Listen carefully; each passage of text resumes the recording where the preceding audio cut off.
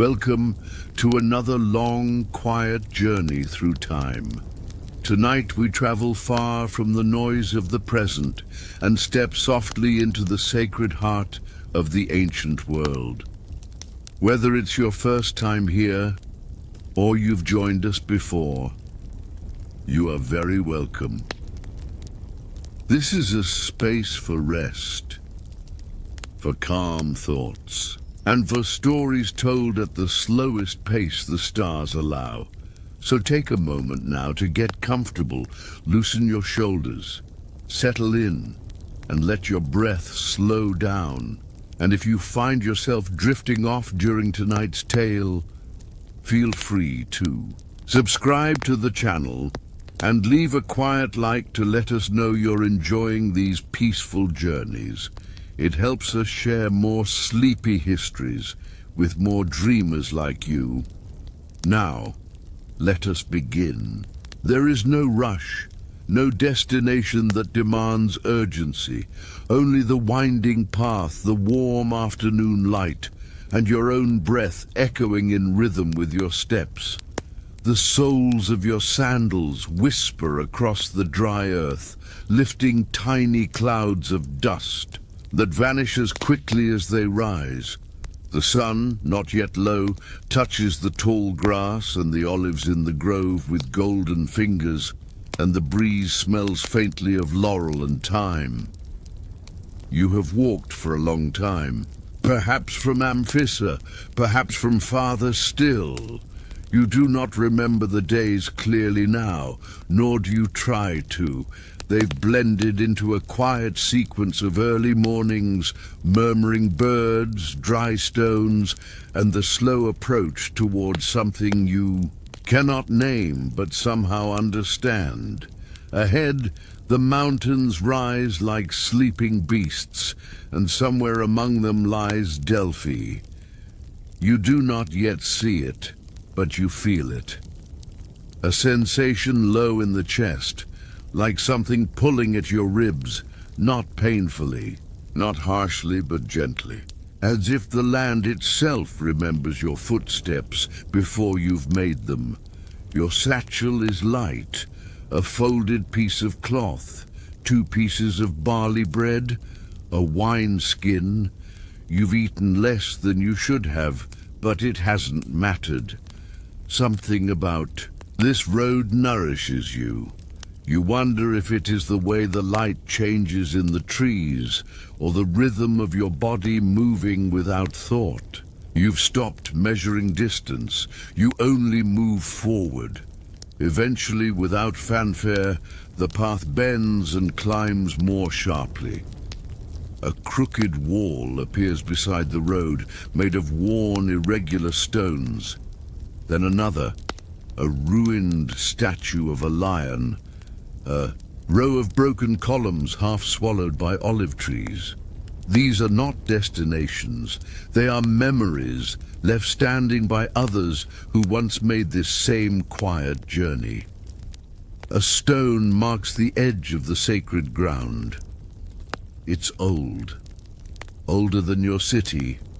Older than your ancestors.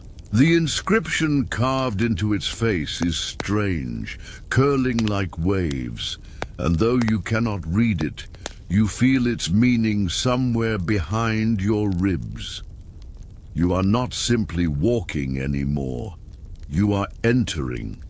The sacred way is not straight. It winds slowly upward, stone beneath your feet, olive branches overhead. The road is lined with forgotten gifts, bronze bowls turned green with time, fragments of marble animals, the cracked base of a statue once taller than a man. You pass them as if in a dream, without sound, without thought.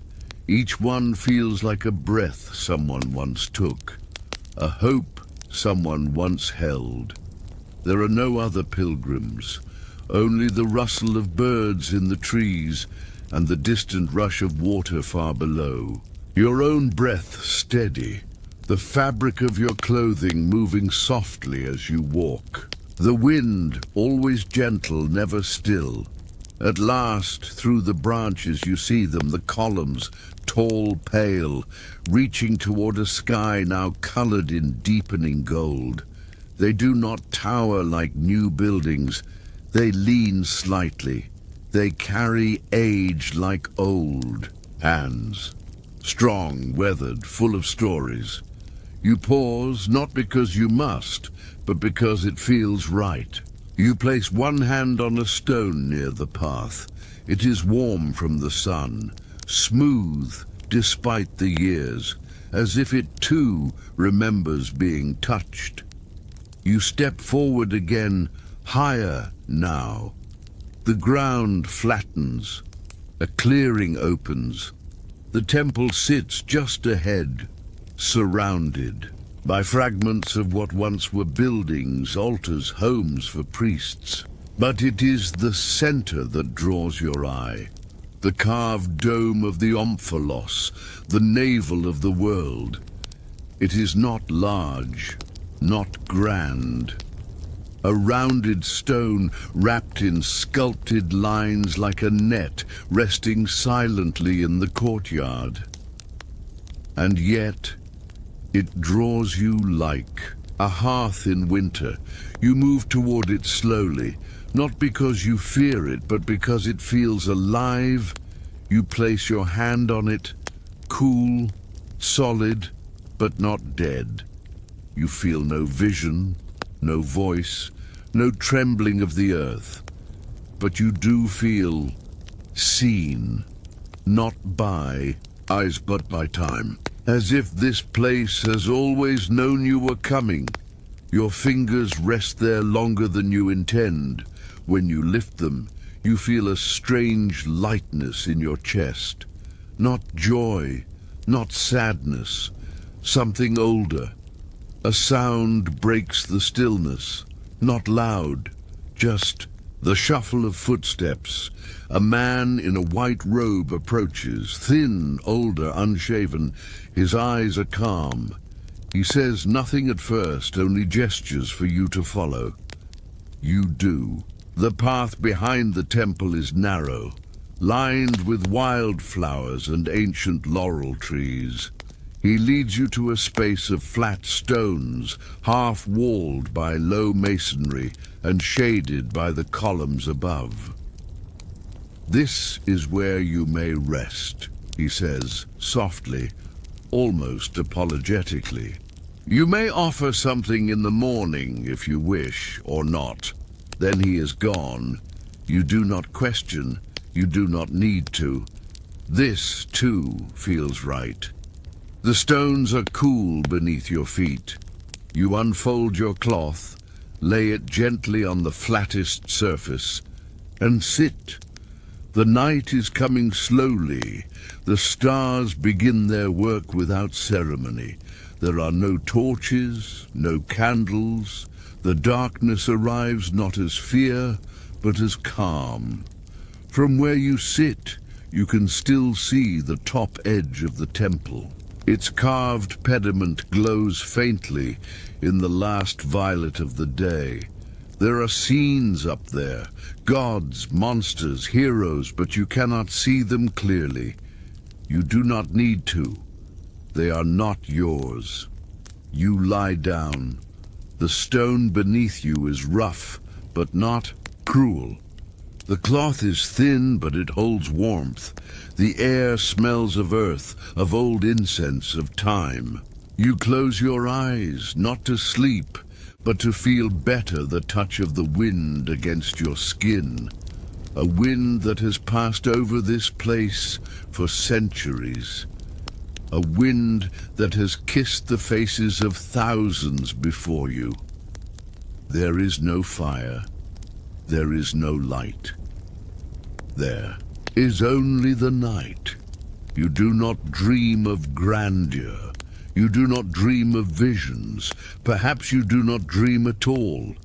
But at some point in the depth of the night there is a moment, a presence, not a god, not a voice, not even a thought, just a sensation that you are here, that you have always been.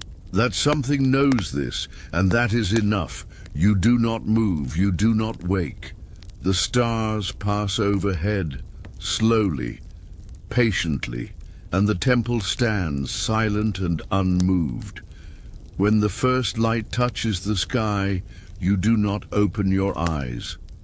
When the wind picks up slightly, bringing the scent of morning, you do not rise. But eventually, when the first call of a bird breaks the silence, your body moves, not because it must, because it's time. You sit, you fold the cloth again, you stand. The temple is the same, the columns are the same, but you are not. You walk slowly to the omphalos again. You place your hand on its side. It is still cool, still quiet, still watching. You whisper nothing, you ask nothing, you only breathe, and then you walk away. You wake, but not fully. The morning is not quite morning. The sky above is pale like water left in a bowl overnight. The air is quiet, not with silence, but with stillness. You are no longer lying on the stone. You are standing, though you do not remember rising. You are not dressed for the cold, and yet you are not cold. Your satchel is gone. Your cloth is gone. The sounds of birds and leaves are gone too. And Delphi is different. It is still the same shape, the same space. The temple stands as it did before, the same columns, the same walls, the same mountain rising behind. But the stone is no longer weathered. It is whole, smooth, white as bone. The columns stand tall and straight like soldiers at attention. The ground is clean, the marble is polished. Statues line the sacred way now, intact and gleaming. Chariots, lions, gods, and there are people. Soft shapes moving slowly, without sound, in white robes and braided hair. You see a man sweeping petals from a stair. A woman pours wine into a bowl with both hands. A child kneels, carefully placing a bundle of wool beside a column. They do not look at you, but you know they see you. You begin to walk. Each step feels lighter than it should, as though you are not entirely touching the ground. The light has no source. There is no sun, no shadows, and yet everything glows with a pale, steady brightness. You pass beneath an arch you did not notice yesterday. There are garlands hanging from it, fresh laurel, fresh roses. The air smells of something, sweet, something warm, like burning resin and ripe fruit. You do not speak, you do not feel the need to. The world here does not seem to require it. As you walk, a sound begins. It is not music, not quite, but it moves like music. A hum that seems to come from the ground itself, from the walls, from the columns. It surrounds you, and then enters. You, and then you are part of it. It is not frightening. It is not even surprising. It feels inevitable, like the beat of a heart. You step into a courtyard, one you did not see before. There is a pool in its center, wide and round, with water, so clear you almost believe it is not there at all. A woman sits at its edge, her feet just above the surface. Her face is turned away, but her hair is gold, not yellow, gold, like sunlight frozen into silk. She turns her head slowly. Her eyes are the color of smoke, not the gray of sadness, but the gray of memory. She smiles, though her face does not change. "You've come," she says. Her voice is not a voice, it is a breath in your ear, a warmth in your throat. It took you long enough. You try to ask a question. What is this place? Who is she? Why are you here? But the words dissolve before they reach your tongue. You are not certain you ever truly formed them. The woman stands. She wears no crown, no sandals, no jewels. Her robe is simple, tied at the waist with a length of twine. But she moves as if she commands oceans, as if the sky bends around her, as if silence itself follows her. She walks toward you. Her hand lifts. She touches your chest with one finger, and suddenly you are falling. But not down, not backward. You are falling through something else, something deeper. The air bends, the light collapses, the water in the pool swirls without rippling. The sky folds like cloth. And then there is darkness, not empty, but full. You are underground now. You feel the change before you see it. The air is thick and heavy, like breath held too long. The ground beneath your feet is damp. The walls curve inward. There is no light, but you see, not with your eyes, not quite, with something inside you. You are in the Aditon, the sacred cave beneath the temple. The place no pilgrim is allowed to enter. The chamber of Apollo, the seat of the Pythia, and you are not alone. The chamber is filled with voices, hundreds, maybe thousands, all whispering, none louder than the wind, but you hear them, all at once.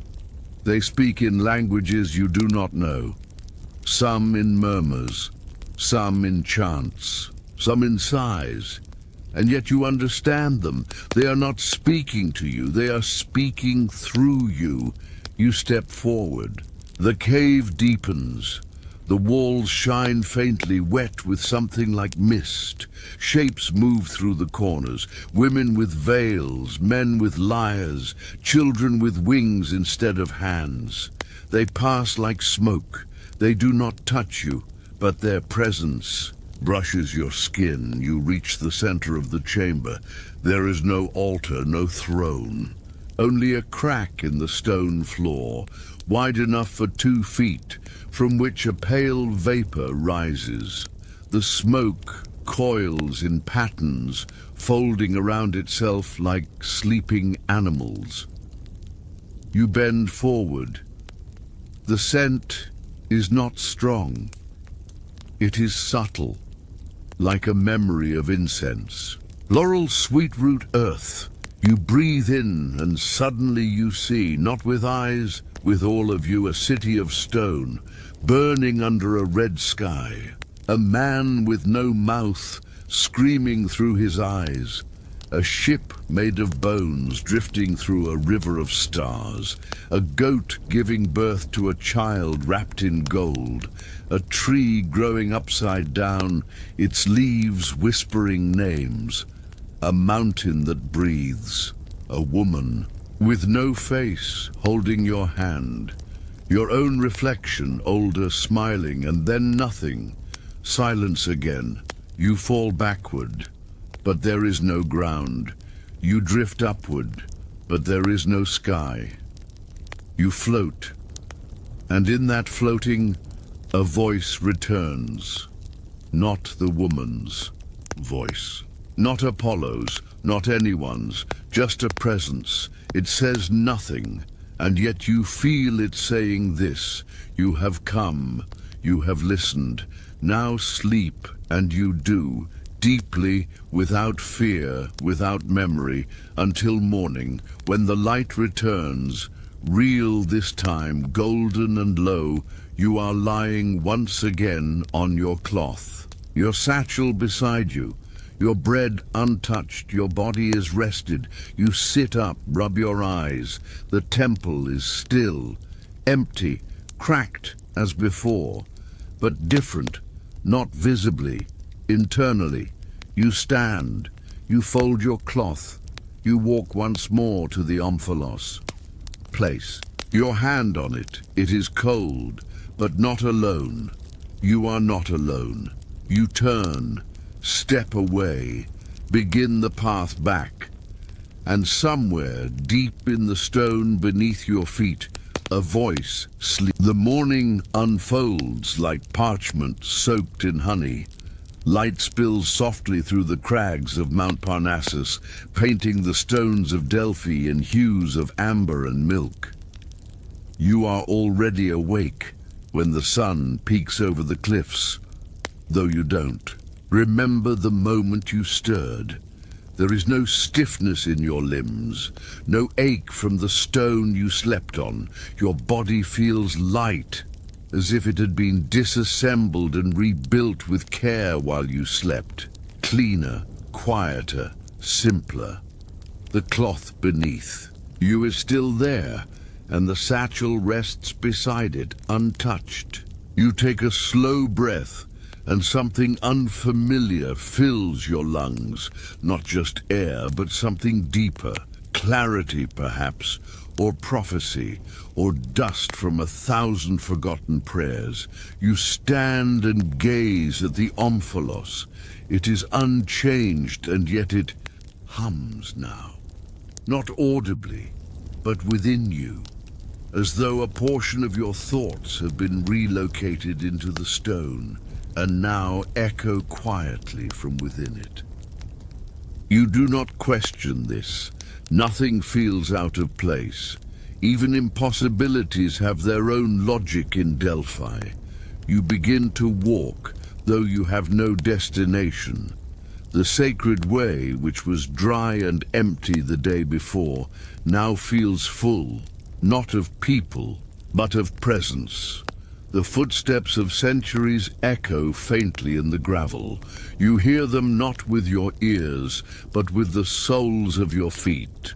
You pass the ruins of treasuries, each one like a fragment of a dream left in mid-sentence. Doric columns bend under the weight of invisible offerings, and faded inscriptions seem to squint against the rising sun, like eyes waking from long slumber. Far above, near the ancient theatre, wind whistles through the rows of worn stone seats, and for a moment it almost sounds like applause. You wonder who the performers were, not actors perhaps, but oracles, seers, gods in disguise. You imagine Apollo walking across the stage, not speaking, just standing beneath the sky and the mountains falling silent to listen. You do not climb to the theatre. Instead, you descend toward the Castalian spring. The water is not flowing as it once did. Time has curled the stream into a trickle, but even that soft whisper is enough to draw your body toward it. Your fingers reach forward, brushing the cold surface, and the moment you do, you are no longer where you stood. Not fully. The world shifts again, not suddenly, but gradually, as if memory and imagination have agreed to trade places for a while. The rocks near the spring smooth out beneath your feet, and fresh petals scatter along the banks. The water grows clearer, deeper. A scent rises: rosemary, iris, bay. And there are voices. Women in white robes lean over the edge of the spring, drawing water in bronze vessels. Their movements are quiet, reverent, as though the act itself were prayer. You see one of them dip her fingers into the basin and touch them to her forehead, then to her chest. Another hums softly, a tune that does not belong to any song you know, yet feels older than speech. They do not look at you, not directly, but they know you're there. One of them turns her face slightly in your direction, and her expression holds no surprise, no fear, only recognition. Like someone remembering a dream they once had about you.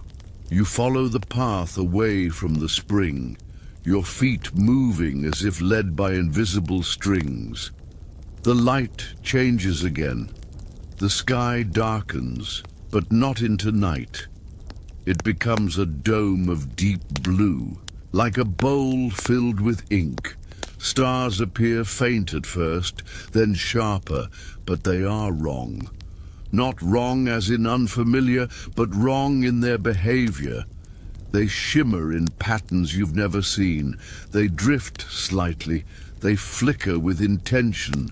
You reach a grove. Olive trees rise like sentinels, their trunks gnarled into shapes that resemble sleeping animals or coiled serpents. In the center of the grove is a stone altar, unadorned, but clean. Beside it stands an old man. He is dressed simply, in wool and leather. His beard is white but not wild. His eyes are pale. He holds a staff, and its top is carved not with a symbol, but with a spiral. He looks at you with a gaze that does not invite or repel. It simply accepts. You open your mouth to speak, and again, no sound comes. But this time the silence is returned. He steps aside and gestures to the altar. You approach it. Place your hands upon it, and the moment you do, the world collapses again, this time inward. The grove vanishes, the sky vanishes, the stars, the trees, the spring, all peel away like flakes of ash, and you are nowhere, not floating, not falling. You are suspended, surrounded by a hum like the one from before, but larger, vaster. It pulses not with rhythm, but with breath. The breath of something enormous, something not alive in the way you are, but not dead either. You do not feel fear, because fear is too small a concept here. Instead, you feel like a single thread woven into a tapestry too massive to ever be seen whole. And then the tapestry speaks. It does not use words. It shows you. A night where 1,000 torches line the mountain path, and pilgrims in silence walk up the sacred way, carrying questions in their hearts like children carry lanterns. A morning where smoke rises from the temple and the Pythia breathes, it in slowly, her eyes rolling back to meet the gods halfway. A noon where Apollo himself descends in the form of a hawk, landing upon the omphalos and singing in a voice that breaks stone. An evening where a single drop of spring water falls into a bronze basin and creates ripples that echo through every temple, every mind, every century. And you see yourself, always from behind, walking, sitting, sleeping. Not once. Many times, many lives, always returning, always forgetting, always dreaming Delphi again, and again, and again. And then the vision fades, not abruptly, but slowly, like fog dissolving under sun. The world reforms around you. You are lying beside the Castalian spring. The water trickles beside your ear. Birds sing above. The sky is bright again. Time has resumed, but not for you. You are still partly somewhere else. You will always be. Now the part of you that touched the altar cannot be returned. It belongs to Delphi. You sit up slowly. There are tears in your eyes, though you do not know why. You rise. and begin the slow walk back up the path toward the temple. Every step echoes, not loudly but deeply. As you pass the omphalos one last time, you place your hand upon it again, and this time the stone is warm, and you smile because you remember not everything. Welcome back, traveler of dreams. I'm so glad you stayed. If you're still with me now, that means something inside you has chosen to remain beneath the breath of Delphi. The sanctuary isn't done with you yet. It still stirs quietly beneath. The stone, humming in places you cannot see, unraveling time like silk ribbon from an ancient scroll. Just relax, breathe softly, and listen. Everything you need to hear will find its way to you. The sun is higher now, spilling golden warmth across the marble ruins, but its heat does not bother you. Your body walks in shadow, and your thoughts float somewhere above your shoulders, trailing behind like lazy clouds. You don't speak, there's no need. The voice inside your chest hums with more clarity than words can offer. You find yourself back at the temple of Apollo, the same one you entered in your dream the night before. Or was it this morning? Perhaps it was neither. Perhaps it was always. You're not sure anymore, and that's perfectly fine. The columns stand still and silent, their tops worn soft by centuries of wind and whisper. Vines creep in subtle patterns up the stone, threading ancient cracks like veins. And the steps before you, 12 of them, are not steps anymore. They're invitations. You ascend slowly. 1, 2. Each step pulls you deeper into stillness. 3, 4. Your breath is no longer yours. It belongs to the mountain. 5, 6. Your heartbeat slows to match the rhythm of ancient drums, long since silenced. 7, 8. The temple doors are gone. There's only open space. 9, 10. The air becomes heavier, not with pressure, but with meaning. 11. A hush settles over everything. 12. You enter. The chamber is not as you remembered it. Not stone and smoke and silence, but something stranger, something wider. The architecture here does not obey the laws of stone. The walls stretch and fold like fabric. The ceiling is taller than the sky, yet the air inside is still, perfectly. Still, you walk forward. There is a glow ahead, not a torch, not a lamp. It pulses from beneath the floor. You kneel and touch the stone. It feels warm, softer than it should, like skin. Beneath your hand, you feel something beating, not fast, not urgent, just steady, like the pulse of a mountain that has been asleep for 100,000 years and has no reason to wake. And then, without moving, without noise, the Pythia is there. She stands across from you, robes swaying as if caught in underwater currents. Her face is veiled as before, but this time you sense her watching, not judging, not warning, simply witnessing. Her presence is heavy, not with menace, but with memory. She opens her arms, and suddenly your vision slides again, not blacking out, but folding inward. The temple dissolves. The stone becomes water. The air becomes salt. You are no longer in Delphi, you are in the sea, but you are not drowning.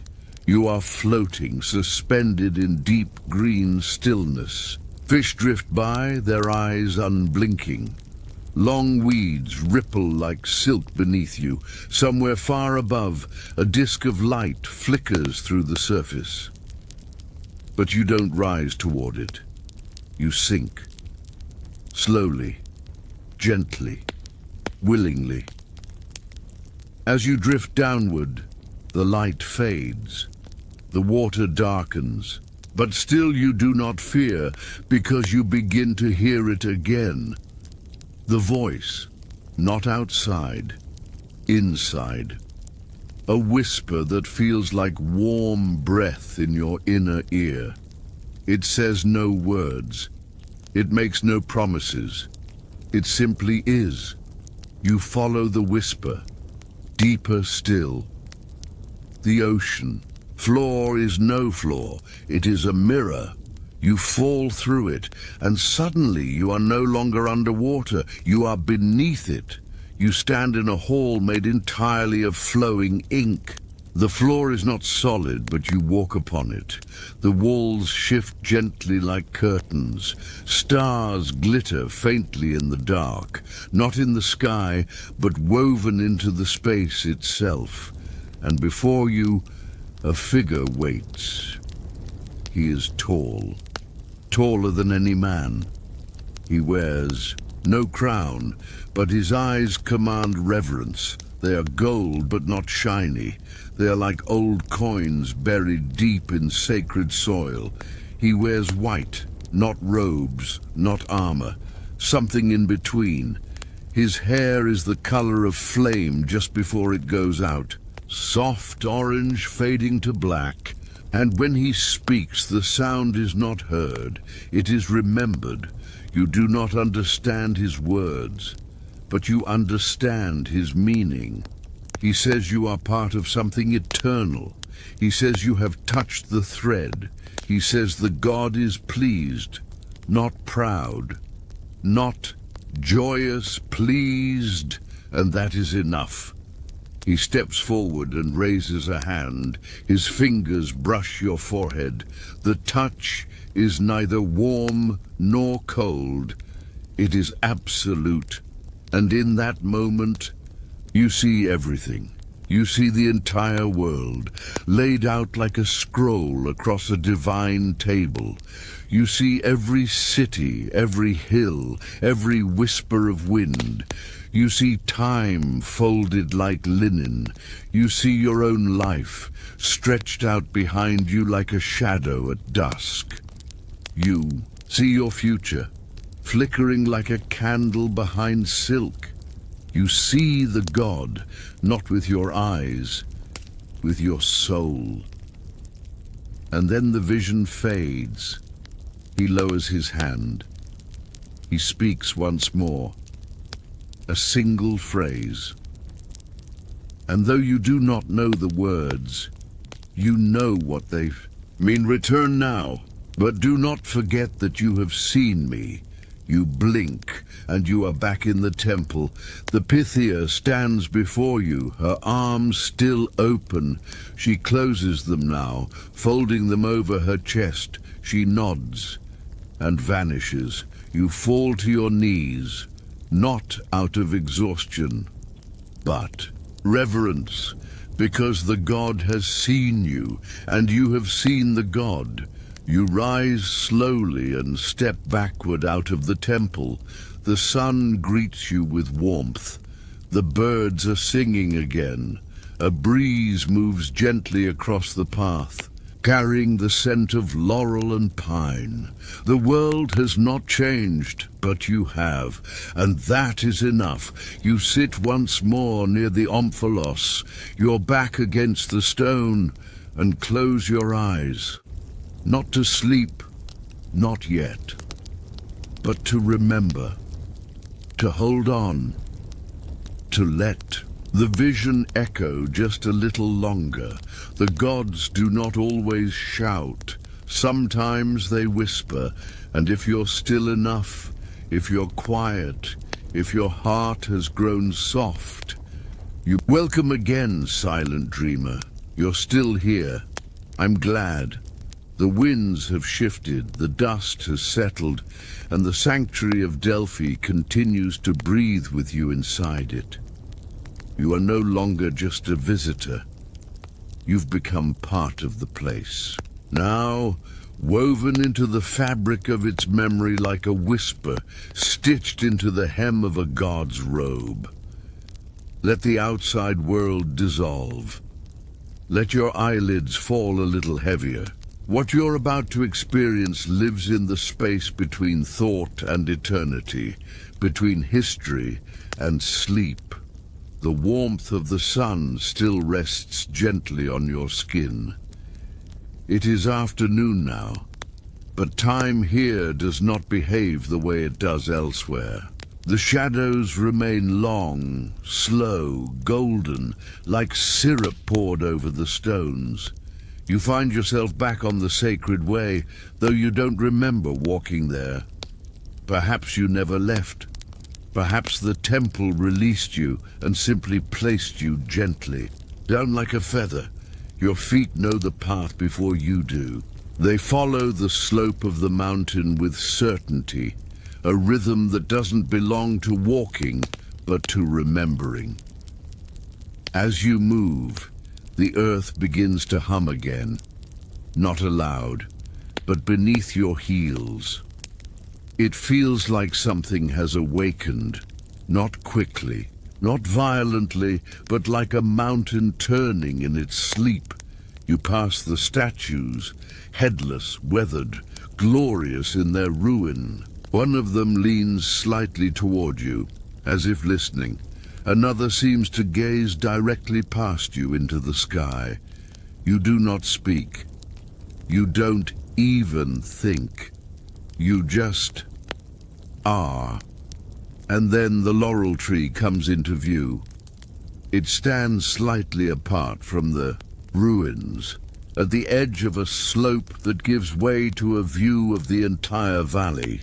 The branches sway gently in the breeze, each leaf catching the light like small green mirrors. But this tree is different from any you've seen.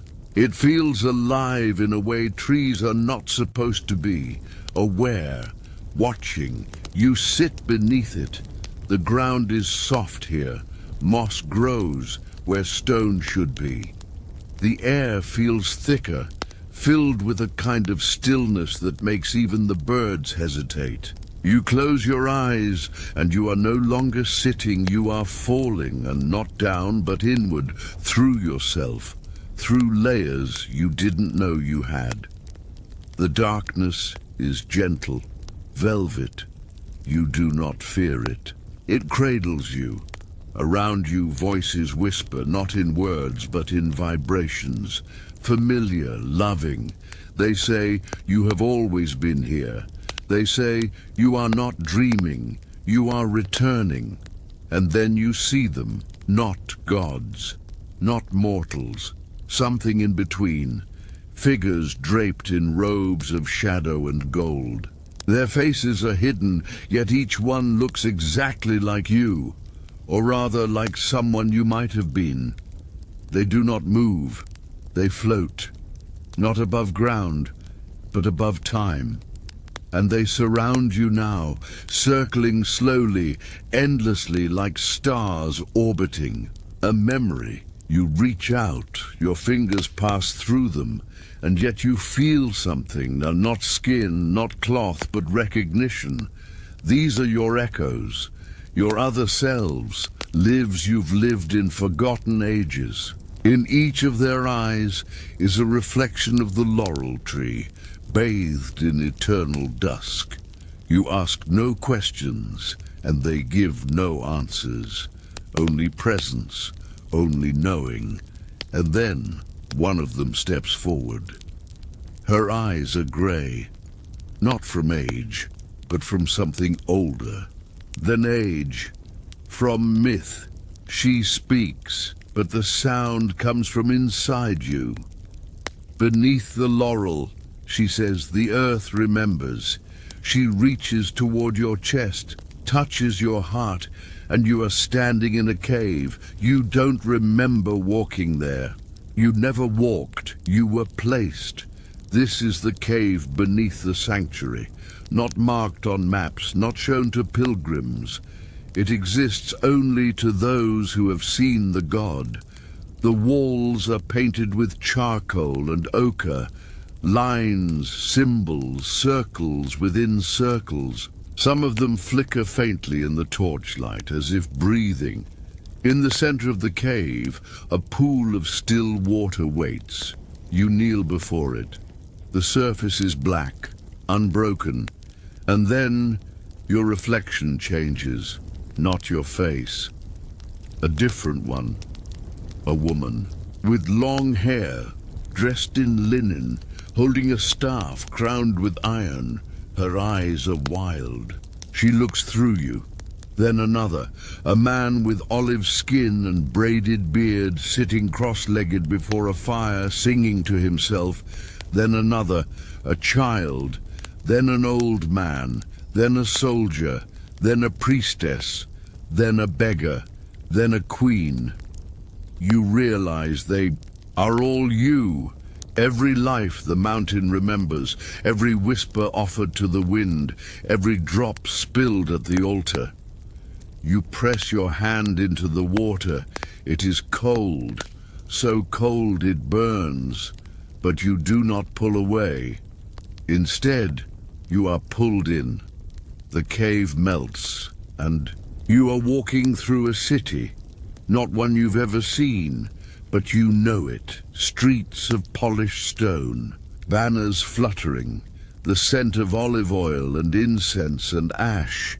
People bow to you, but not out of fear, out of familiarity. You are the oracle now, not a visitor, not a dreamer. You are the one they've come to see. The robe around your shoulders is heavy with symbols. Your hands hold a branch of laurel.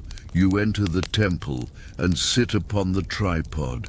Below you, smoke rises from a pit in the floor, the breath of the earth, the breath of Apollo. You inhale, and time dies. You speak words not your own, in a voice not your own, and the world listens. Even the stars pause in their orbits. And then you wake, not with a gasp, not with fear, with peace. You are beneath the laurel tree once more, but you are not the same. Something has changed, not in the world, in you. You stand slowly, look to the sky, and for the first time, you notice it isn't just blue. It's layered like veils, like secrets, like stories folded behind stories. You smile, because now you understand Delphi is not a place. It is a memory the earth keeps having, and you are the dream. The gods don't shout, they whisper, and sometimes they do it through you. Welcome once more, sleeper of sacred silence. You have come so far already, and still the path coils gently onward, down through the folds of Delphi's memory, where dream and myth mingle like spring mist between olive trees. Tonight, the mountain grows quieter. Even the wind walks on tiptoe. The air around the sanctuary does not move in gusts now. It shivers in waves, as if the breath of something ancient rises from the cracks between stones. You've passed through time, spoken with reflections, and watched yourself dissolve into legend. And yet, there's still one place you haven't gone. You haven't crossed the border, the one the living rarely see, the one the gods rarely guard. Not out of cruelty, but because they no longer need to. Tonight that border thins. You're still beneath the laurel tree, but its leaves do not rustle. They wait. They listen. The ground beneath you hums with something that isn't sound. It's memory, and just beyond the tree's crooked shadow, the earth yawns open. There is a stair, not carved, not built, revealed. Each step is older than language. You do not hesitate. You descend, slowly, softly, carefully. Your fingers trail along the walls, which aren't walls but roots and darkness, and something older than both. The air cools, not with wind, but with depth. You feel time stretch and bend around you. You are no longer in a cave. You are inside a thought that the gods had long before the world learned to speak. The steps disappear. Now there is only ground, black soil, wet stone, the smell of cypress, and silence. Complete, vast, loving. You walk toward it. The darkness ahead isn't empty. It breathes, and as your eyes adjust, you begin to see shapes, slow, shifting, soft. Figures. People. No, not people. Shadows of people. Not sad. Not lost. Just waiting. You have stepped into the field of quiet faces. This place is not in any myth. You remember, and yet, as soon as you name it, the name feels old. Older than Delphi, older than Apollo, older than memory. The field is endless but not flat. It undulates like a sea frozen mid-sigh. The figures stand, some close together, some far apart, each one holding nothing, saying nothing, and yet speaking volumes through their stillness. And one of them turns to face you, not with eyes, with presence. She glows, not with light, but with intention. And as she walks forward, the field leans toward her in respect. You recognize her, not from sight, from the way your breath changes, from the hush that spreads through your thoughts. It is the Pythia, not as she was in the temple, but as she is beneath it. Her veil is gone. Her eyes are black, not empty, but full of things you aren't yet meant to know. She reaches out her hand, and you take it, not because you understand, but because you trust her. She leads you across the field, and the other faces slowly turn to follow you with their eyes. You are not afraid, because they are not lost. They are not suffering. They are not even dead. They are remembering. She stops at the edge of a black pool. Its surface doesn't ripple because it isn't water. It is memory, condensed, heavy, alive. She gestures for you to kneel, and you do. She steps into the pool and sinks slowly, silently, until only her face remains, gazing at you with eyes that seem to know the shape of every word you've ever left unsaid. Then she vanishes, and you follow. The surface closes behind you, and the world is gone. You awaken, but not in a place. In a feeling. Its warmth, its salt.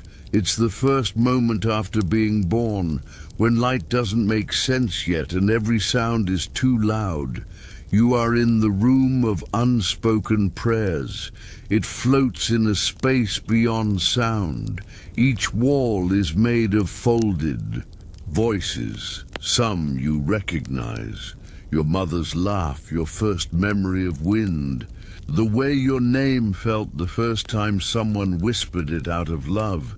Others you do not know, but they know you. The Pythia stands beside you. But now she is no longer human. She is made of symbols, her skin ink, her bones parchment, her breath poetry. She lifts a finger and a single thread appears in the air. It glows faintly, softly, like a memory that forgot it had meaning. She hands it to you. You take it, and suddenly, the thread becomes a path, and you are walking it, not forward, not backward, but deeper, through time, through lives, through forgotten promises made beneath stars that no longer shine. You see, a woman clutching a child, as smoke rises from a city wall. A man carving words into bark before vanishing into battle. A priest lowering a statue into the sea.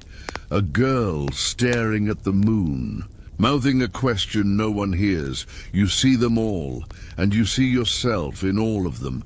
The thread pulls tighter and tighter until it becomes light, and the light becomes a door. You walk through it, and the sanctuary greets you. The real one. Stone, earth, trees, mist, morning.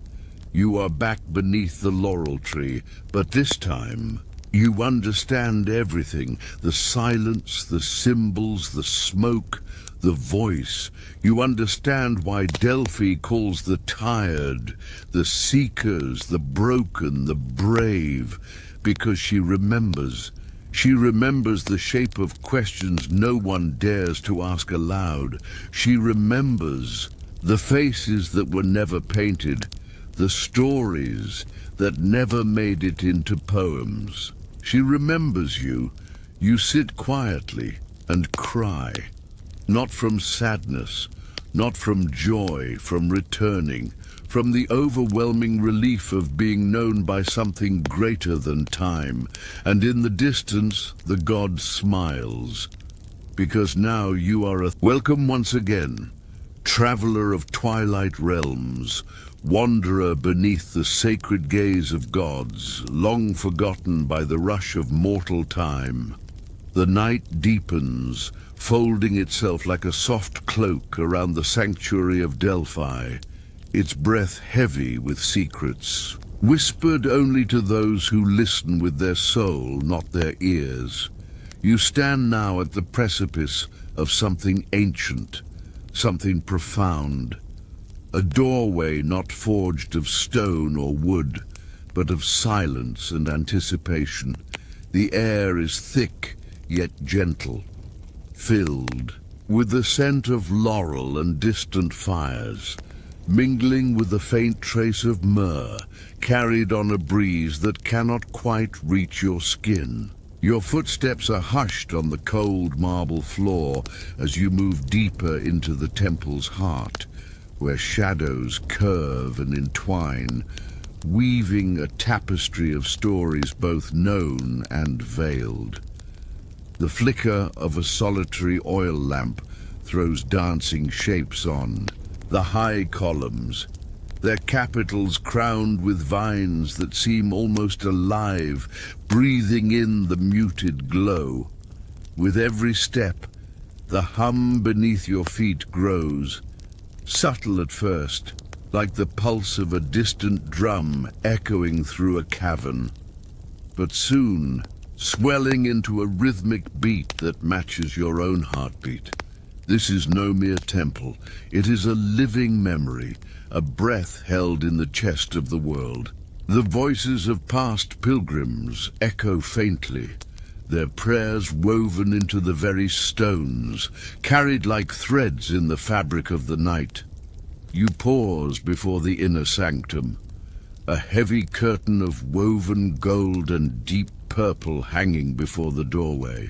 Its threads shimmer with faint inscriptions, prayers, blessings, and the names of those who dared to seek the divine within these walls. With a slow breath, you draw the curtain aside, stepping into the sacred chamber where the god himself is said to dwell. The space is smaller, intimate, yet vast in its sacredness. Walls carved with scenes of myth and legend glow softly in the light of countless candles, their flames steady and pure. The scent of burning olive wood lingers, mingling with the coolness that seeps into your bones. And there, upon a raised altar of smooth white marble, sits a figure both radiant and calm. Not the cold marble statue you expected, but a living presence, pulsating with light and shadow. His eyes, molten gold, watch you with quiet knowing, the weight of ages held in their depths. His skin shimmers faintly with hues of dawn and dusk, as if the very sky had taken shape in flesh and form. His hair flows like waves of light, and his smile holds the gentle power of the sun's first kiss on the earth. You feel no fear, only a deep, unfolding peace, as if you have found the place where all questions pause and rest. He offers you a single laurel leaf, glowing softly, its veins pulsing with the rhythm of life itself. The gift is silent yet profound, a bridge between mortal and divine, between the seen and the unseen. Taking the leaf, you feel a surge of warmth and clarity. Wash through you, visions unfurl, endless threads of lives lived and lost, loves found and forgotten, battles fought beneath skies no longer visible. You see the rise and fall of kingdoms, the whispered prayers of children, the quiet sacrifices made in shadow. And within all of it your own face appears, not as one but many, connected by this sacred token. The god's voice fills your mind now, not in words but in feelings and images, weaving a story as old as time itself, a tale of creation and destruction, of light born from darkness, of hope carried through despair. You listen and become part of the story, the sacred leaf, a key to the eternal cycle. As the final echo fades, the chamber dissolves into mist, and you find yourself once more beneath the laurel tree at dawn, the mountain's breath soft upon your skin. The sacred leaf, still warm, rests in your hand, a reminder that the gods watch, wait, and remember, that the sanctuary is alive, a living dream within the waking world. And as the first light spills across Delphi, you rise, knowing that your journey is far from over. The dawn's light paints the ancient stones with hues of rose and gold, as if the mountain itself breathes a soft sigh of awakening. The air holds a quiet reverence, as though the world is reluctant to break fully from the embrace of night. You stand slowly, the sacred laurel leaf still warm between your fingers, its subtle glow fading, but never truly gone. Around you, the sanctuary stirs gently, the rustle of olive branches, the distant murmur of a mountain stream, and the faint songs of birds beginning their morning chorus. Memories swirl like mist in your mind, a lingering echo of the divine encounter. The god's presence lingers, a shadow of light deep within your soul. You feel as though you carry a secret whispered only to the chosen, a sacred thread connecting you to the timeless dance of gods and mortals. The mountain watches silently, ancient and patient, holding countless dreams within its folds. You begin to walk, the soft crunch of gravel beneath your feet, mixing with the distant chime of temple bells. The path winds gently downward, lined with wildflowers that lean toward the sun's early touch. Each step feels heavier and lighter all at once, burdened with the weight of revelation, yet buoyed by the grace of understanding. Along the way, fragments of stories drift through your thoughts, the prophetess who once spoke in tongues and saw futures woven in smoke.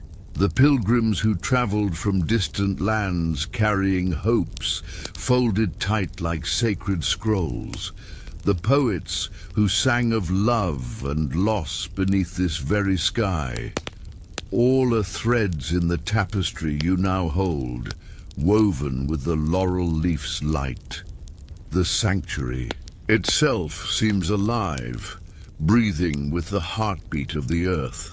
Stone statues of lions and serpents stand sentinel, their eyes gleaming with unseen fire. Ancient inscriptions curl along the temple walls, telling tales of battles between light and shadow, gods who danced on mountain peaks, and mortals who dared to dream beyond their fate. You pause by a small spring, its waters clear and cold, reflecting the sky like a mirror. Kneeling, you cup the water and drink, feeling the chills seep into your veins, grounding you in the present even as your mind drifts among memories and dreams. The mountain's essence flows through you, a reminder of endurance and transformation. As the sun climbs higher, the sanctuary awakens fully. Priests in flowing robes begin their rituals, the soft chant of ancient hymns rising into the air. You watch quietly, a witness to a world where the divine and the mundane entwine seamlessly. Time feels fluid here. Moments stretch and contract, past and future fold into the eternal now. The laurel leaf pulses faintly in your pocket, a heartbeat echoing the sacred rhythm. You know this night beneath the gaze of the gods has changed you irrevocably. The dream is not over. It continues to weave through the threads of your life, calling you back to this place where silence speaks and shadows listen. You close your eyes briefly, feeling the mountain's embrace one last time before stepping back toward the world beyond. The path is familiar now, yet every stone and leaf holds new meaning. You walk slowly, the sanctuary fading gently behind you like a half-remembered song, and as the first full light of day floods the valley, you carry with you the quiet wisdom of Delphi, a secret held in the soft rustle of laurel leaves. Welcome once again, traveler of twilight realms, wanderer beneath the sacred gaze of gods, long forgotten by the rush of mortal time. The night deepens, folding itself like a soft cloak around the sanctuary of Delphi, its breath heavy with secrets, whispered only to those who listen with their soul, not their ears. You stand now at the precipice of something ancient, something profound, a doorway not forged of stone or wood, but of silence and anticipation. The air is thick, yet gentle, filled with the scent of laurel and distant fires, mingling with the faint trace of myrrh, carried on a breeze that cannot quite reach your skin. Your footsteps are hushed on the cold marble floor as you move deeper into the temple's heart, where shadows curve and entwine, weaving a tapestry of stories both known and veiled. The flicker of a solitary oil lamp throws dancing shapes on the high columns, their capitals crowned with vines that seem almost alive, breathing in the muted glow. With every step, the hum beneath your feet grows, subtle at first, like the pulse of a distant drum echoing through a cavern, but soon swelling into a rhythmic beat that matches your own heartbeat. This is no mere temple. It is a living memory, a breath held in the chest of the world.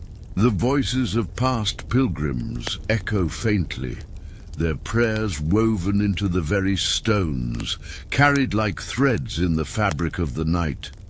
You pause before the inner sanctum, a heavy curtain of woven gold and deep purple hanging before the doorway. Its threads shimmer with faint inscriptions, prayers, blessings, and the names of those who dared to seek the divine within these walls. With a slow breath, you draw the curtain aside, stepping into the sacred chamber where the god himself is said to dwell. The space is smaller, intimate, yet vast in its sacredness. Walls carved with scenes of myth and legend glow softly in the light of countless candles, their flames steady and pure. The scent of burning olive wood lingers, mingling with the coolness that seeps into your bones. And there, upon a raised altar of smooth white marble, sits a figure both radiant and calm. Not the cold marble statue you expected, but a living presence, pulsating with light and shadow. His eyes, molten gold, watch you with quiet knowing, the weight of ages held in their depths. His skin shimmers faintly with hues of dawn and dusk, as if the very sky had taken shape in flesh and form. His hair flows like waves of light, and his smile holds the gentle power of the sun's first kiss on the earth. You feel no fear, only a deep, unfolding peace, as if you have found the place where all questions pause and rest. He offers you a single laurel leaf, glowing softly, its veins pulsing with the rhythm of life itself. The gift is silent yet profound, a bridge between mortal and divine, between the seen and the unseen. Taking the leaf, you feel a surge of warmth and clarity. Wash through you, visions unfurl, endless threads of lives lived and lost, loves found and forgotten, battles fought beneath skies no longer visible. You see the rise and fall of kingdoms, the whispered prayers of children, the quiet sacrifices made in shadow. And within all of it your own face appears, not as one but many, connected by this sacred token.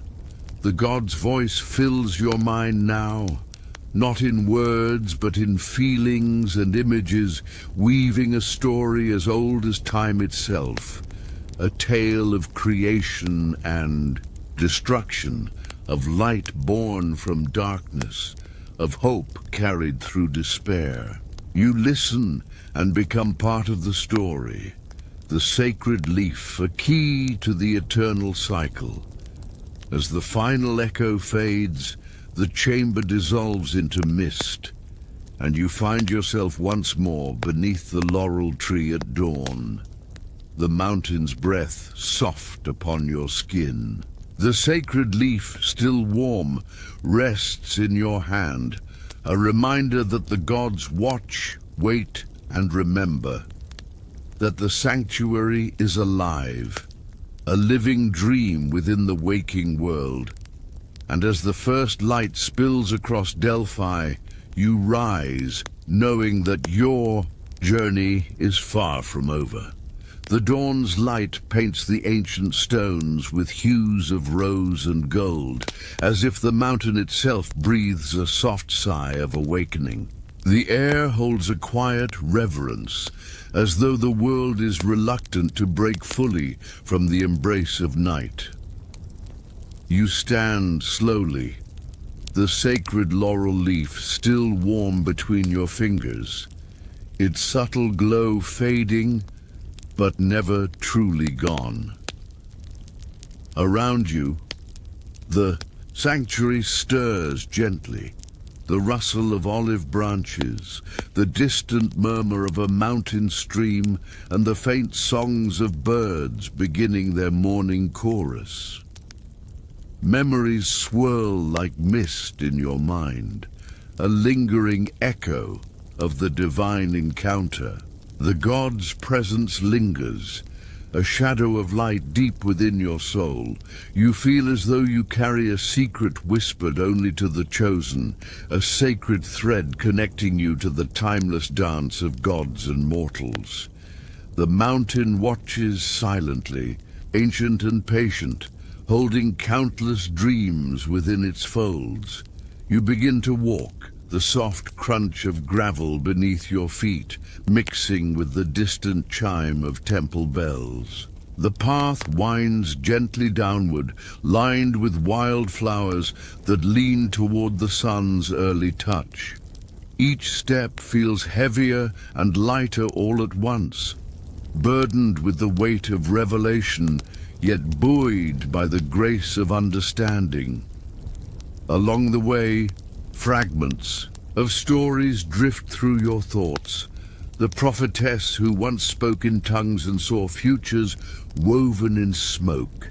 The pilgrims who traveled from distant lands carrying hopes folded tight like sacred scrolls.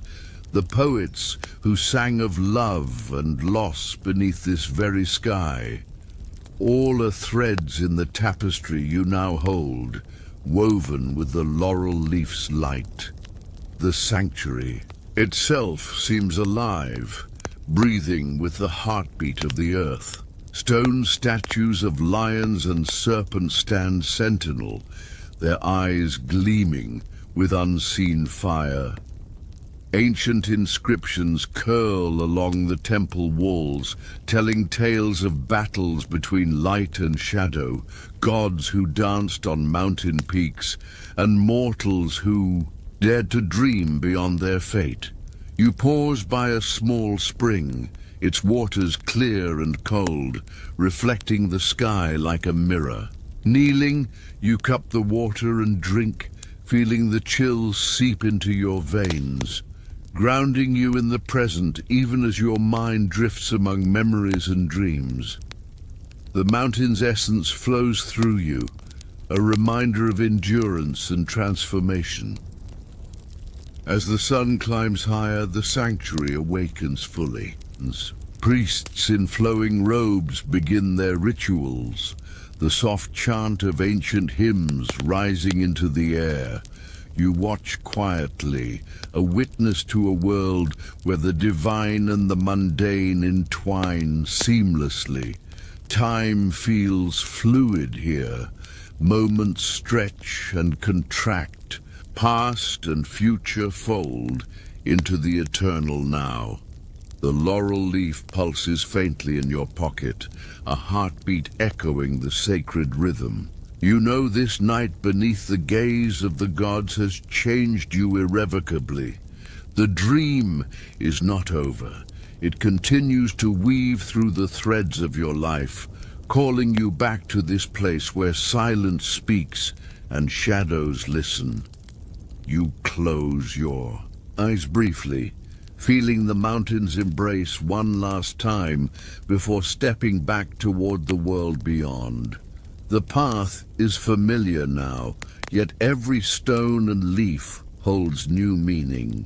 You walk slowly, the sanctuary fading gently behind you like a half-remembered song, and as the first full light of day floods the valley, you carry with you the quiet wisdom of Delphi, a secret held in the soft rustle of laurel leaves.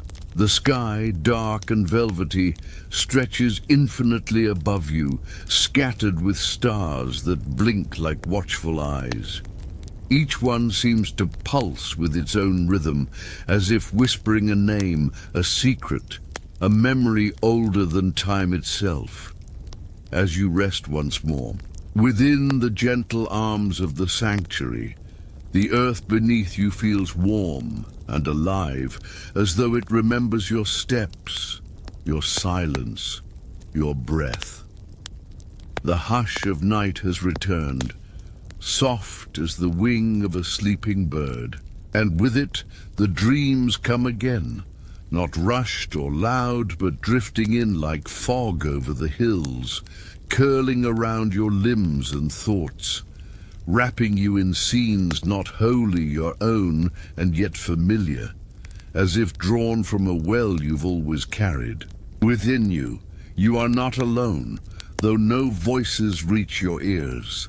There are shapes in the stillness, a faint figure passing beneath an archway, a ripple in the olive branches without wind, the echo of footsteps on marble that never quite sound.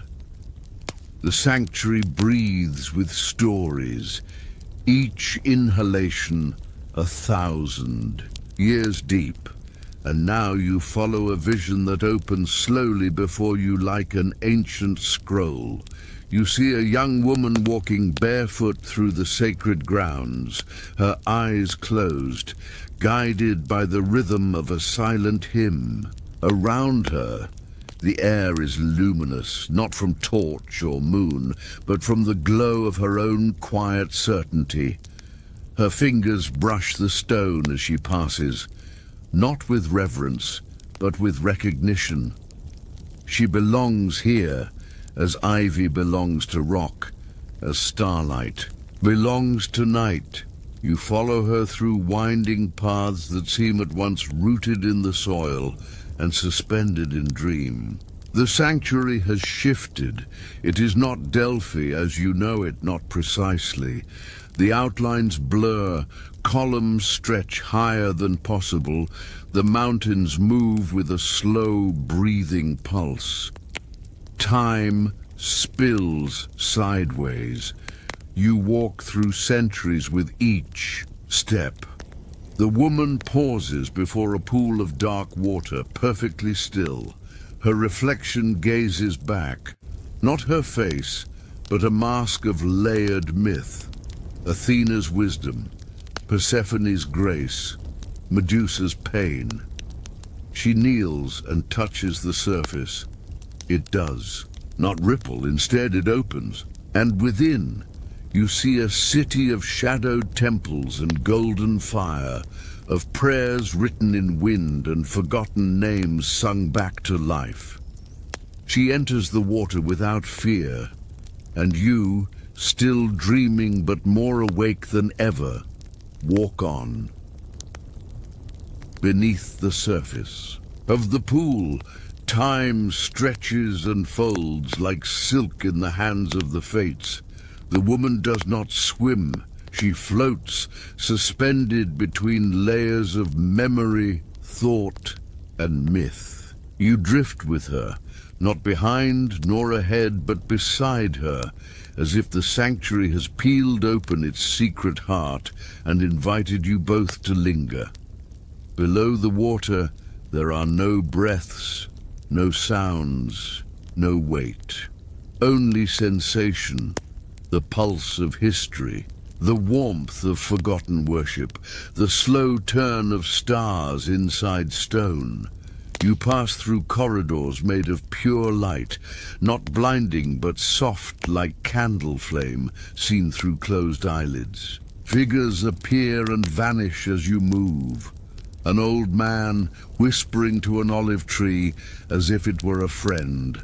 A child setting small offerings of honey and barley along a broken wall. A priestess standing motionless for hours, while a snake coils gently around her arm, as if listening. None speak, yet none are silent. The language here is not made of words, but of closeness, of scent and memory. You know that the woman beside you is seeing something entirely different, not because you are separate, but because the sanctuary speaks to each soul in its own tongue. What you see is the echo of what you need, and what you need, though you didn't know it, is to remember not events, not dates, not even people, but the feeling, the forgotten sense that the world once shimmered with meaning in every breeze, that every leaf and stone was a page in a living scripture. You find yourself in a space that feels both open and enclosed. a round chamber without walls, suspended in a night that is darker and deeper than sky. Above you, constellations turn like wheels, their spokes made of stories. You see the lion chasing the hunter, the ship caught in a sea of stars, the weeping woman who pours her grief forever as rain. They are not distant here. You can almost touch them. The woman stands across from you, her form flickering gently as if wrapped in layers of time. She opens her hand and the laurel leaf appears again. Yours, but also hers, and also something much older than either of you. She places it upon a stone pedestal between you, and it glows not with fire, but with quiet. And then she speaks, not with voice, but with silence shaped into meaning. You understand, without needing to understand, that this journey was never about seeking answers, that the God who speaks does not use words, that Delphi is not a place but a state of listening, and in that moment the breath of the sanctuary enters you completely. It is like being cradled by the world itself, like remembering that you were once a child in a universe that knew your name, like standing still while all things move gently around you in a pattern too large to see. You feel tears at the corners of your eyes, not from sorrow, but from the unbearable softness of being held so gently by something so vast. And when you breathe again, it is as if for the first time you awaken, though you were never fully asleep. The sensation is like surfacing from beneath warm water, not abrupt, but gradual like dusk softening into night. You lie upon the stone terrace outside the temple, the same place where hours ago, or perhaps centuries ago, you gazed into the shadows and waited for the god to call. But something is different. The air is still, yet charged, as if the sanctuary itself is holding its breath. The stars above shine in patterns unfamiliar, subtly shifted, as if the sky had been rewritten during your absence. The leaves in the olive trees do not rustle. Even the insects, usually present in any night, are silent. You sit up slowly, your limbs wrapped in stillness. The laurel leaf lies beside you, no longer pulsing but silvered now, as if dipped in moonlight and dried. You pick it up, and it is cool to the touch. The scent of smoke and time is faint but persistent, lingering like a memory you haven't quite placed. Across the terrace, at the edge of the sanctuary, you see a figure. Not the woman from your vision. This one is taller, more ancient in bearing, cloaked in a garment the color of dusk, neither fully black nor blue, but the shade that sky takes when sun and night balance for a heartbeat. The figure does not speak. It gestures, one arm lifting with the slow grace of someone who has never rushed a day in their life. You rise, and your steps follow without question. You pass beneath arches older than empires, under lintels carved with forgotten alphabets. Each step forward feels like descending and ascending at once, as though Delphi has unfolded a new layer for you. A secret part shown only when the dream deepens into silence. At last, you reach a garden you've never seen before. It grows in a natural hollow of the mountain, hidden from the main path, protected by walls not built by man. Moonlight pours over it, but the plants do not seem to need it. They glow faintly on their own, Pale blossoms, wide-leafed vines, fruit that drips with the golden dew of sleep. You can smell poppy and myrrh, but also something colder, stone, iron, and the hush of night wind moving through ruins. The figure kneels before a small pool in the garden center. It reaches into the water, slowly, deliberately, and lifts out a single object, a mask. It is simple, smooth, featureless, white as bone. The kind of mask used in rituals where the self must vanish, so the sacred may speak through flesh. The figure holds it out to you, and you understand. You take the mask and feel its weight. Light, and yet impossibly dense, not with matter, but with meaning. This is not a disguise. It is not something to wear. It is something to become. The moment the mask touches your face, the garden vanishes. You are standing now upon the highest ledge of the mountain, looking down upon Delphi. The entire sanctuary stretches below, glowing with a light that comes not from torches or stars, but from within. You see paths carved by centuries of footsteps, altars washed clean by prayers, and shadows that lean lovingly toward statues and stones. You are not outside of it. You are it. The mask does not obscure your vision. It enhances it. You see the breath of pilgrims long gone rise from the marble. You hear the ancient songs sung again by voices that have waited thousands of years to be remembered. You feel the God not as a presence, but as a current through your limbs, your thoughts, your silence.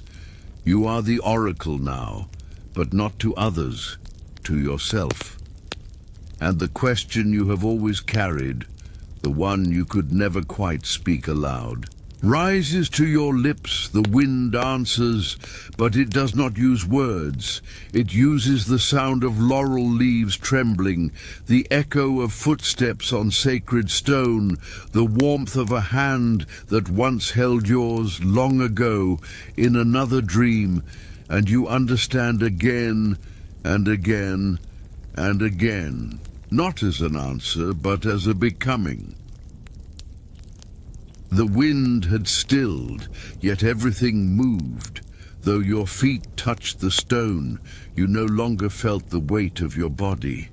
You drifted, half shadow, half thought, through the breath of Delphi itself.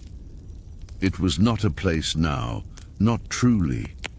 It had unraveled gently, like thread pulled loose from a worn and ancient robe, revealing what had always been beneath. The sanctuary without walls, the dream behind the temple.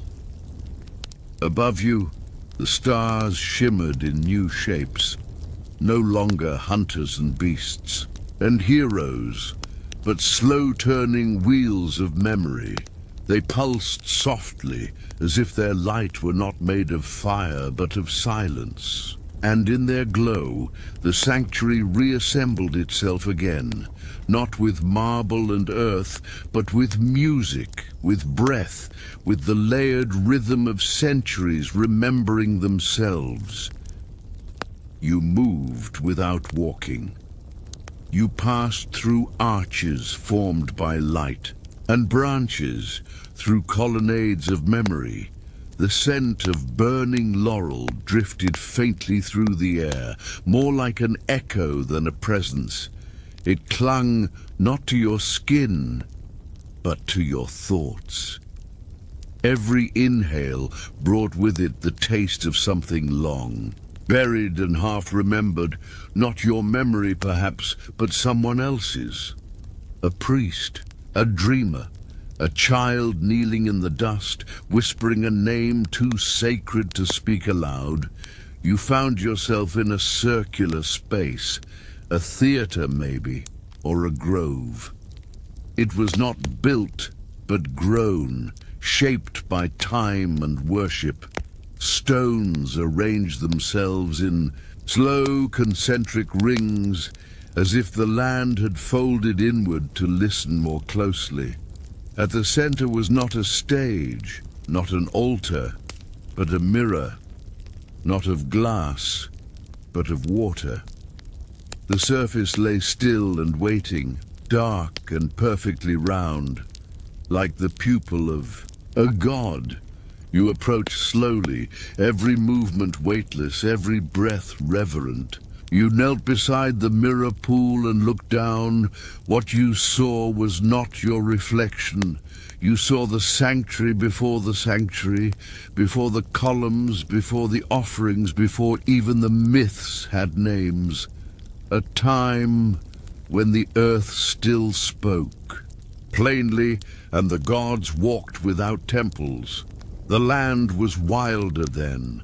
Vines grew thick over sleeping stones, and smoke from the mountain curled down like a veil, not threatening, but protective. The god was not Apollo then, not yet. The spirit was older, not a figure, but a force.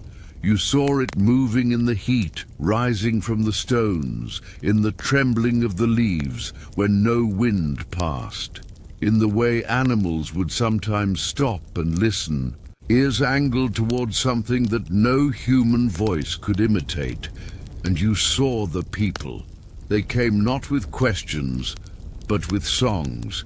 They did not seek prophecy, only presence. They danced beneath the stars in silence, their bodies drawing sacred shapes in the dust. They did not speak the names of gods. They were the names just for a moment, just enough to remember. Children of the mountain, wrapped in the night's breath, cradled by stone and sky. You blinked. The vision did not vanish. It shifted. You were in the same space now, but time had moved forward. Columns rose like ribs from the ground. Smoke from the Pythia's breath drifted upward, and her lips moved in whispers, though you could not hear the words. Around her stood the supplicants, kings and soldiers, mothers and orphans, strangers and philosophers. All of them with faces tilted upward, eyes filled not with hope or fear, but with the ache of unknowing. They did not come seeking knowledge. They came seeking permission to believe what they already feared was true. You watched as a man knelt and wept at the base of the tripod, not for what he had lost, but because the god had spoken in riddles he could never fully answer. And yet, he felt seen. In the ambiguity, he had found something more truthful than clarity. You touched the edge of the mirror pool, and the water trembled. You were pulled inward again, not by force, but by invitation. The surface breaks. You fall inward, yet you do not fall. You are carried gently and without urgency into a place beneath the place, a sanctuary beneath the sanctuary, unseen by stone or star. The descent is not vertical. It moves through memory, through rhythm, through the slow spiraling breath of something more ancient than belief. There is no light here, yet everything is visible. You see not with your eyes, but with presence. And what appears before you is not Delphi as it was, nor Delphi as it is, but Delphi as it remembers itself. A woven knot of possibility and past, where the voices of the dead still echo in the spaces between leaves, and the silence between words is more truthful than the words themselves. You walk through chambers carved from myth, not built, grown, The walls shimmer with patterns that shift as you pass, forming fleeting images. A child placing figs on a stone, a woman dancing with her shadow under moonlight, a priest drawing circles in ash with a fingertip worn from repetition. You do not know these people, yet you know them intimately. They are you, and you are them. Each step you take rings softly, not with sound, but with meaning, as if the floor were responding, acknowledging your presence, welcoming your weight. You are not a stranger here. You never were. You are what this place has been waiting for, though it does not require anything from you but stillness. Ahead, an arch appears. It is not a door, but a threshold. Crossing it is not a movement of the body, but of the self. You hesitate, not from fear, but from reverence. On the other side lies not an answer, but a different kind of silence, the kind that changes you. You step through. There is no room beyond the arch. There is only space, open and endless, yet intimate. You are suspended, cradled by the breath of the mountain. You hear music with no instrument, a sound made not of notes but of intention, the sound of 1,000 prayers rising at once and curling around each other like smoke, the sound of longing given form, and then a voice, but not external. It blooms within you, like warmth spreading in cold limbs. It does not speak in language, it speaks in knowing. It reminds you, not of who you are, but of what you are made from. The same stone, the same breath, the same flicker of light that lives in. Stars and laurel and prophecy, you do not respond. You cannot, you are the response. Time folds again. You are standing at the edge of the temple as you once were, or perhaps will be. Dawn is near, though the sky remains heavy with stars. The woman from before, the one with the laurel leaf, stands beside you once more. She says nothing, but her presence is a tether. You feel your body again, not as a weight, but as a boundary. A gentle one. The mask is gone, or perhaps it has been absorbed. You are yourself again, but more so. Not different, simply deeper. You look down at your hands and see lines that were always there, but never noticed. Paths leading inward. A map written in veins and quiet. The woman turns and walks toward the path that leads down the mountain. You do not follow immediately. You sit one last time on the warm stone of the terrace. The sanctuary lies quiet around you. Smoke rises faintly from a far-off brazier. A bird begins to stir in the olive trees. Somewhere below, a traveler stirs in. Sleep unaware that the god has... You rise not because you must, but because the silence has shifted. It is no longer the stillness of sleep, but the expectancy of dawn. The world has not yet woken, but it holds its breath, as though watching through half-closed eyes. Even the stones under your feet feel less solid now, as though the mountain is loosening its grip on the dreams it guarded through the night. You walk slowly toward the edge of the terrace again. The air is cool but not cold. It brushes against your skin like the memory of something tender. Not touch exactly, but presence. You are no longer in the heart of the sanctuary, but something of it still lingers in your chest. A soft echo, a warmth that hasn't faded with the dark.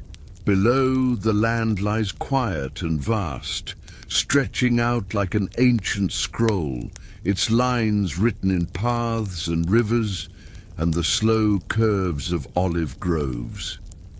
In the distance, you see the faintest hints of smoke. From early fires, homes waking prayers rising with the breath of morning. Somewhere, a shepherd guides his flock toward pasture. Somewhere, a mother stirs in her bed and wonders if the dreams she dreamt were her own. But up here, in the cradle of Delphi, time has not fully resumed. It still hangs loosely from your shoulders, as if unsure whether to return to the world or remain wrapped in the folds of myth. You stand between these moments, a liminal space where anything might be true, where any thought might still become sacred. A sound stirs behind you. Not footsteps, but something softer. The whisper of a foot brushing against dust. You turn slowly, already knowing who it is. The woman is back, the one who welcomed you first. Her cloak is a different shade now, deeper, like wine mixed with ash, but her eyes are unchanged. They carry the same deep calm, the same knowing patience that allowed you to become part of this place without needing to understand it. She does not speak, but there is no awkwardness in the silence. She stands beside you and looks out at the same view. For a time, or perhaps no time at all, the two of you simply breathe in unison, like mirrors, like stones shaped by the same water. Then at last her voice, soft, unhurried. You have walked through what cannot be mapped. You do not respond. You do not need to. You have seen what was never meant for eyes and heard what only dreams. Remember, that is enough. You close your eyes, and in the darkness behind your lids, you see not visions, but impressions. The stone garden, the glowing mask, the mirror pool that saw beyond reflection. They rise gently like bubbles in deep water, not demanding attention, only surfacing when they are ready. The woman continues. But now you must carry it. You open your eyes again. The sky has begun to brighten. She turns her gaze to you, and this time there is something different. Not detachment, not mystery, but something tender. She is not a guardian now, not a priestess or an echo of the god. She is someone who has also walked this path, who has also carried what cannot be explained. You will leave this place, she says, but it will not leave you. She reaches out her hand. In it is a stone, small, worn, smooth, unremarkable, except that it vibrates faintly with something familiar, like the echo of a voice you once knew. You take it and feel its warmth against your palm. It fits perfectly into your hand, as if it had waited its entire existence for you to find it. A reminder, she says, of what you do not ask. The answer is already within you. You slip the stone into the folds of your garment, not to hide it. It is not a secret, but to carry it near the heart. It rests easily there, warm against your chest, as though it has always belonged in that place. The woman nods once, almost imperceptibly, and begins to walk. She does not ask you to follow. She knows you will. You walk together down the path that circles gently away from the terrace. The light begins to stretch its limbs across the sky, unfurling like a soft ribbon. brushing the tops of the olive trees, catching in the folds of the hills. The world is waking, yes, but slowly, carefully, as if reluctant to fully rise from sleep. Your steps make no sound. It feels as though you are gliding through the space between stories, no longer inside the sanctuary, but not yet back in the world. The stones of the path are cool beneath your feet. You can feel the way they've been worn smooth by centuries of pilgrims, seekers, believers, skeptics, and wanderers, each one leaving behind not footprints, but presence. And now, yours joins theirs. A rustle in the grove ahead draws your gaze. A deer steps softly from the shadows of the laurel trees. It is young, almost weightless, its coat dappled with morning light. It pauses and looks directly at you, not startled, not afraid, simply aware, as if it recognizes something in you, not your face, but the path you have walked. After a moment, it bows its head slightly and then disappears into the trees once more. You and the woman say nothing. You both understand. As you descend further, the temple begins to fade from view behind you. Not literally. The columns still rise into the morning air, the sacred hearth still smokes faintly, but the feeling of the place shifts. You are no longer inside it. It has released you, but it has not forgotten you. You begin to hear the faint murmur of the world below, distant voices, the clink of pottery, the slow creak of a cart's wooden wheels. Civilization reasserting itself, the mundane rhythms of life picking up where the sacred left off. The woman stops. You stop with her. Before you lies a small, weathered stone bench tucked beside the path. She gestures gently for you to sit, and you do. She remains standing, her figure framed by the last shadows of the grove. Here, she says, is where many choose to forget. Her tone is not judgmental, it is simply a truth. They return to their lives, their names, their needs, and they let the dream fade because it does not fit in the world below.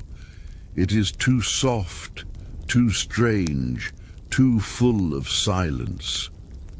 You feel the weight of her gaze, not on your skin, but on your soul. But you will remember. It is not a command. It is a recognition. You nod, slowly, sleepily. She sits beside you now, and the two of you look out over the valley together. The sun is rising more confidently now, painting the earth in golds and soft blush. Birds wheel high. Above, their calls threading gently through the warm air. A long silence follows, not empty, full. You do not need to speak. Everything has already been said, though no words were required. When you finally rise again, you know the time has come. The woman remains seated. She smiles faintly, but her eyes hold the same depth, the same patience, the same echo of eternity. You turn and walk down the path, through the trees, past stones that hum with old voices. Each step feels both lighter and more grounded. You are not leaving the sanctuary. You begin the day anew, yet the dawn does not break suddenly, nor does it rush to fill the sky. Instead, it stretches forth like a slow, unfolding breath, softening the edges of the world, smoothing shadows into gentle pools of light. The air is cool but tender, brushing against your skin like a whispered secret, the kind meant only for those who linger long enough to listen. The stone path beneath your feet still holds the quiet memories of countless travelers who have passed before. You, their footsteps, a faint echo beneath the moss and the dust. As you walk, the grove of laurel trees seems to lean in closer, their leaves shimmering with a faint golden glimmer, as if touched by the lingering breath of divine presence. Each rustle carries with it a delicate harmony, a song without words, more felt than heard. You feel the smooth stone tucked close to your heart, a steady warmth pulsing in time with your own breath. It is a tangible reminder, a piece of the sanctuary carried outward into the waking world, a talisman of the sacred night that still hums beneath your skin. Around you, the land awakens with a measured grace. The distant hum of voices, the clatter of tools, the soft murmur of the market stirring to life, all blend into a gentle chorus, a background symphony to the quiet majesty of the mountain and its ancient stones. You pause, your gaze lifting to the horizon where the first blush of light spills across the sky, like the brushstroke of a master painter, tender and deliberate. In this moment, the line between myth and reality grows thin, almost imperceptible. The air carries the weight of stories told and retold, the whispers of prophets and pilgrims, the unseen footsteps of gods and mortals entwined across the centuries. Your steps lead you toward the river that winds lazily through the valley below, its surface catching the soft glow of the morning sun like liquid glass. The water moves slowly, deliberate in its flow, as though carrying the memories of the earth itself. You bend to touch its coolness, and the sensation ripples outward, a connection to the eternal dance of time and place. Nearby, the scent of wild herbs rises from the earth, thyme, rosemary, and sage, mingling with the faint, sweet fragrance of laurel blossoms. You breathe deeply, letting the aromas fill your lungs, grounding you in the present even as your mind drifts toward the mysteries beyond sight. As you rise, a gentle breeze stirs the trees, and with it comes the softest of voices. It is not a sound so much as a feeling, the tender murmur of a song half remembered, carried on the wind from some distant, forgotten altar.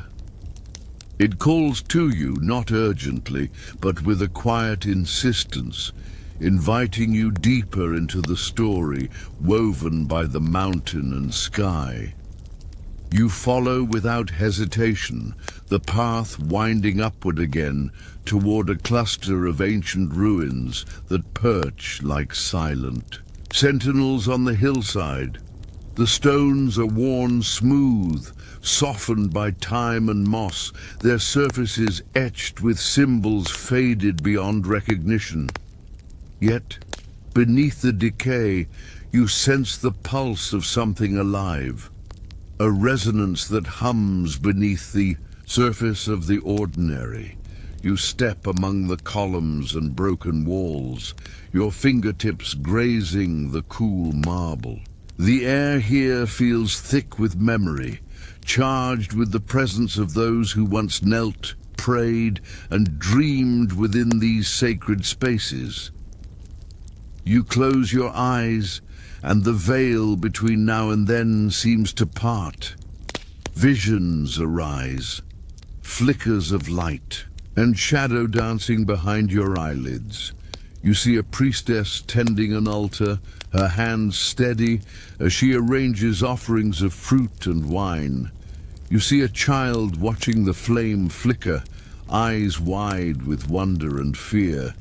You see the old oracle, her voice low and rhythmic, weaving prophecies from smoke and breath.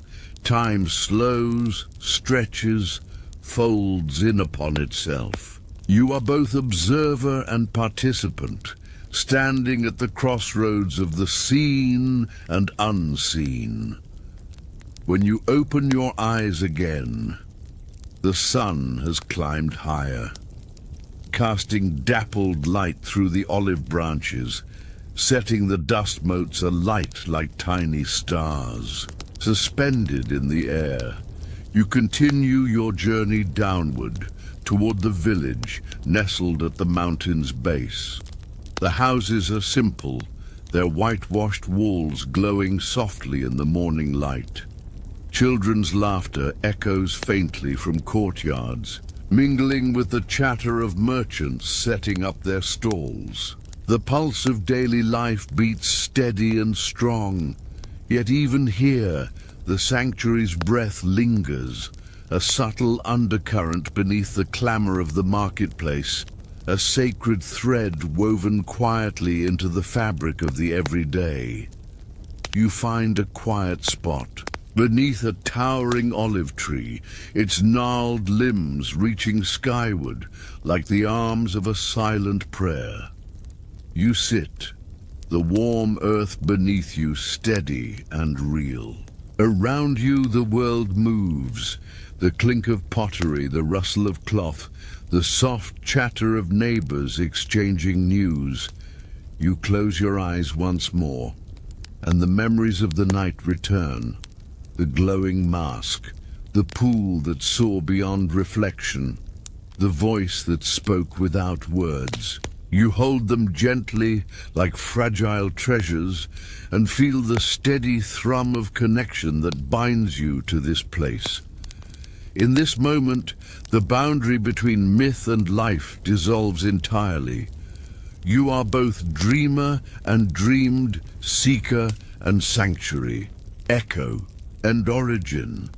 As the sun climbs higher, you rise slowly, carrying the stillness within you. You walk through the village one last time, feeling the pulse of ancient stories beneath the rhythm of footsteps and song. And as you move forward, the stone in your hand warms, a silent promise that the night's sacred gaze will never truly fade.